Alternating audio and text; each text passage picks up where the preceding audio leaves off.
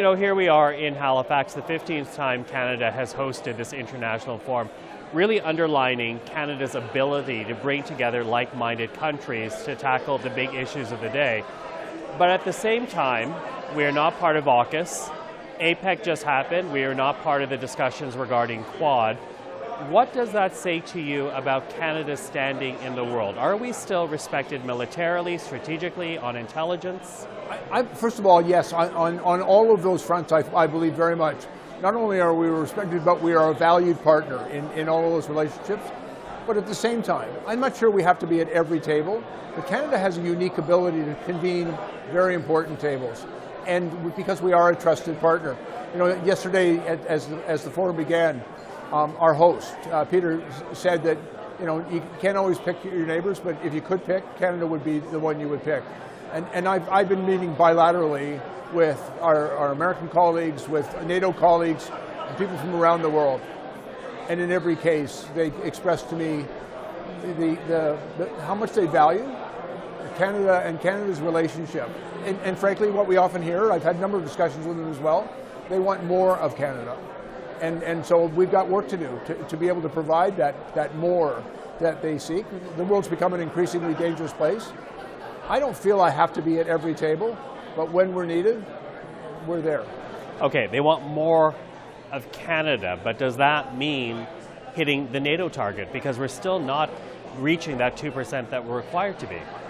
I think if people just take a very simplistic view and look at this spreadsheet, you're right, we're not there yet. But I think and I asked them to look, we've made real progress. You know, 10 years ago, we were actually below 1% of GDP. And since we formed government, and it's beginning, particularly in 2017, we began Canada's defense on a trajectory of new investment, increasing it by almost 70% over a 6-year period. But as we began that trajectory, and we've been making real progress on it, we also found that the threat environment was changing significantly. 15 months ago with the invasion of Ukraine, an increasingly concerning activity among hostile actors such as Russia and China, Iran and others, which is changing, I think, the demand on us. And what we've also seen since the invasion of Ukraine, that our obligations to NATO have really become front and center. Canada punches above its weight in many respects in the NATO relationship. Our contribution is really valued. But at the same time, we know we have to increase our capability so that we can deliver on our obligations. And so it's still an important conversation. One of the things that I'm working with my government and our finance minister, Canada's current fiscal situation is not an easy one. There are many demands in housing and in health, but also in defense. My job for our government is to make sure that those defense requirements are well understood. And my other obligation is to make sure that when money is allocated to defense, that we spend it well, that we invest it in real value for Canadians, that we be able to cut through some of the red tape of procurement, that we do a better job of recruiting and retaining the right people for the Canadian Armed Forces, and that we build that real capacity. And that's the job. And it's a very significant, but it's an essential undertaking. Mm-hmm. Essential, as you say. Is it made more difficult, though? Because you referenced the difficult decisions that have to be made right now financially for this country. But to my understanding, the ask is $1 billion less for D&D. So what impact is that going to have? What Treasury Board asked, that was not a cut to our budget. What Treasury Board asked of all departments, and because I have the largest department, and there's a lot of expenditure there, is to ask us to make sure we're careful with the money that we are spending. You know, every year in the defense budget, notwithstanding we need more, we have not been successful in spending the money that we have available to us because our procurement processes need to be streamlined and made more effective.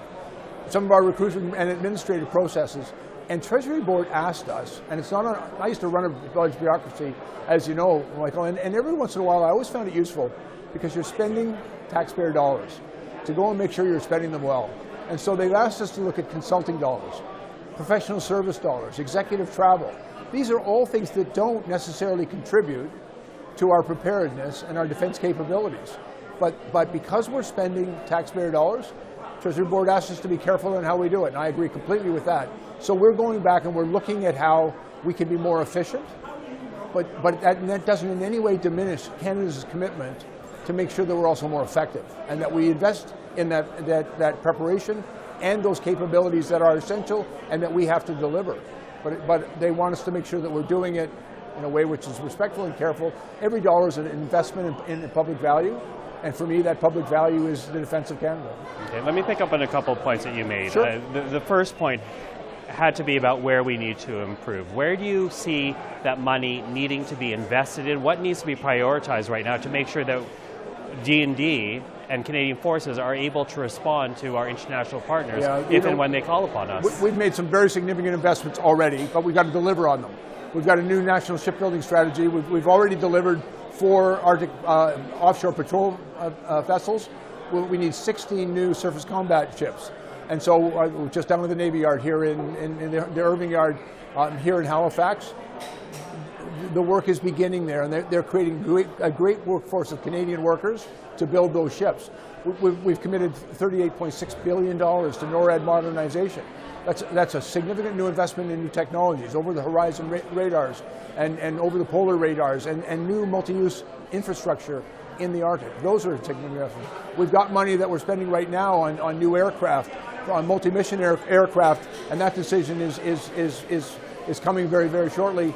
We're moving forward on that. But I think the greatest challenge that we face right now is people. The men and women of the Canadian Armed Forces, they're the ones that do all the heavy lifting and do all the work. And buying the best ship and the best plane, munitions, etc., are all very, very important, but I need to be able to recruit and retain the very best people for the Canadian Armed Forces. And right now, like many of the armies right around the world, it's a challenge. We're trying to make sure that our armed forces are inclusive and welcoming and supportive of the men and women who serve.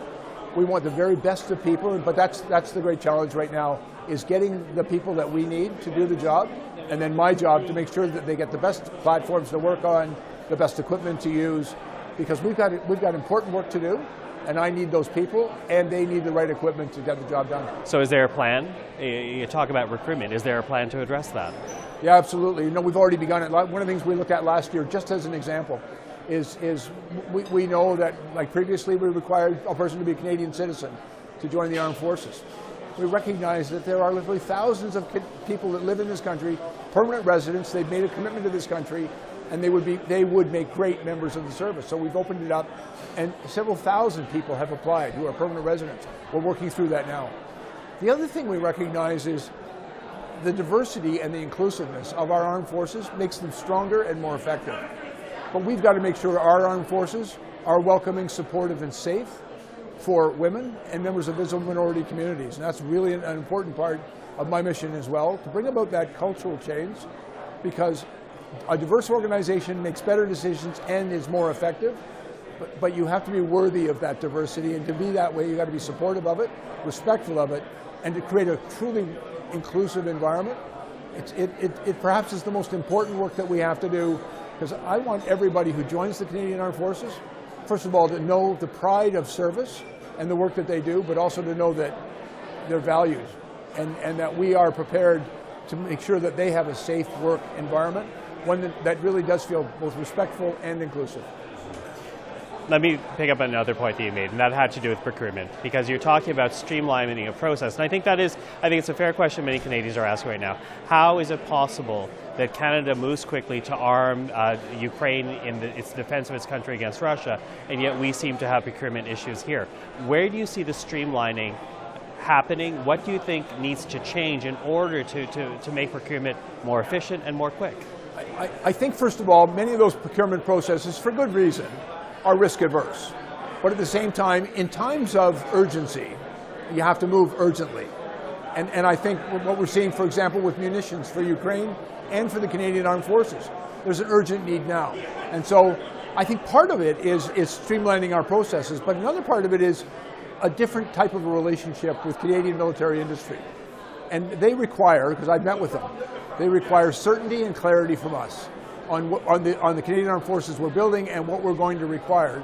And then that will enable them to invest in the supply chains and the production lines that will enable them to provide us with the materials we need. It really needs to be a more collaborative partnership, but we have to recognize we don't have the luxury of time sometimes. There is an urgency to some of the things that we require because a lot of our material, our ships, are beginning to age out of service. So we're working really hard to get them built. Some of the planes are no longer fit for purpose, and so we've got to get them the right equipment to do the job that's required. And that's really going to require close collaboration with the Canadian military industry, the aeronautics industry, and with our allies and partners as well, because we work in a very collaborative world now with NATO, with America, in NORAD, in the Asian Pacific, with our Five Eyes partners. And so issues of interoperability, compatibility, and exchangeability are also important considerations. Okay, so here we are in Halifax for the Security Forum. You've been listening to the many concerns being expressed here.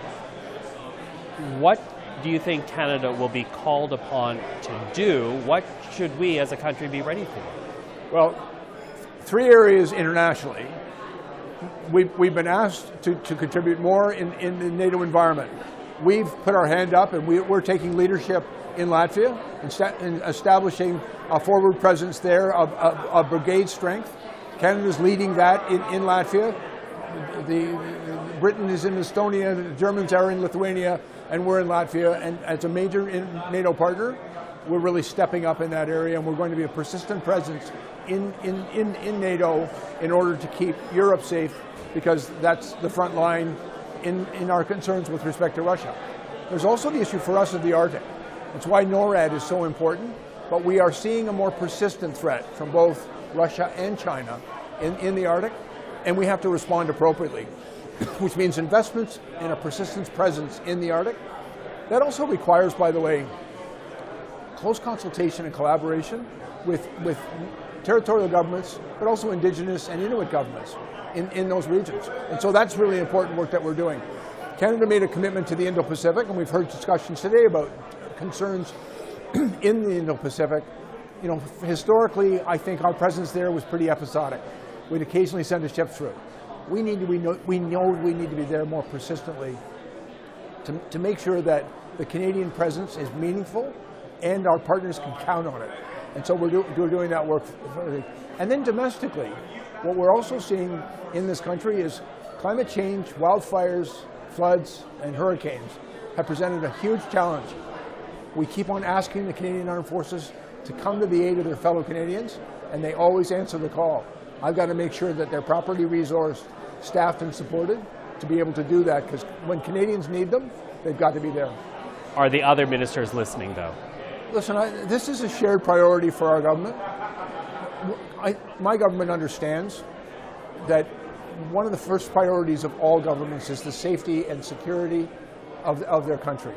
And so national defense is not just the responsibility of the Minister of National Defense. It's the Prime Minister's responsibility, it's Cabinet's responsibility, it's governments on both sides of the House responsibility. Minister Blair, thank you for the time. Thanks very much, Michael. Always good to see you.